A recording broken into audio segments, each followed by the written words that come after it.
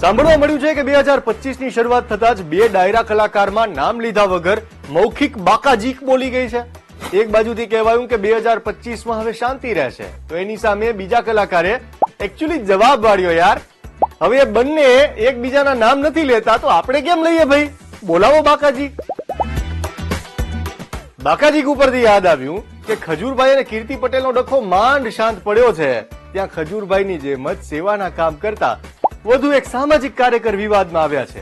Social media પર ચર્ચા છે કે સેવાભાવી વ્યક્તિના નજીકના વ્યક્તિને મનદુખ થયેલું અને આવેશમાં 9 મિનિટનો એક વિડીયો બનાવીને પોસ્ટ કરેલો. પછી મનમેળ થઈ જતા એ વિડીયો ડિલીટ કરી દીધો હશે. પણ એમણે લગાવેલા આરોપો વિડીયોથી લોકોના મોઢે ચડી ગયા અને હવે ભીનું સંકેલવાના પ્રયાસો ચાલુ છે. એક સમયે એકબીજાના કટ્ટર હરીફ નીતિન પટેલ અને હાર્દિક પટેલ એક સ્ટેજ ઉપર દેખાયા, કાનમાં વાતો કરતા.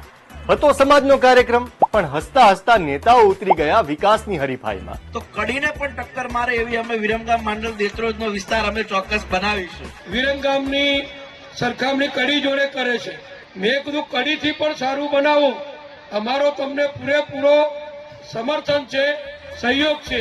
હાર્દિકે અનામત આપવા બદલ નીતિન પટેલનો આભાર માન્યો તો નીતિનભાઈએ હાર્દિકને મંત્રી બનવાની શુભકામના આપી દીધી. પહેલું સ્ટેજ મંત્રીનું આવે એટલે પહેલા મંત્રી બને એવી આપણે બધા ઊંઘ્યા માતાને પ્રાર્થના કરીએ.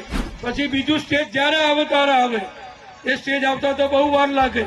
નજરે જોનારા કહે છે કે સ્ટેજ સંચાલકે તો હાર્દિક પટેલને સીએમ બનવાની શુભેચ્છા આપેલી, પણ નીતિન પટેલે વાત મંત્રી પદ બાજુ વાળી લીધેલી.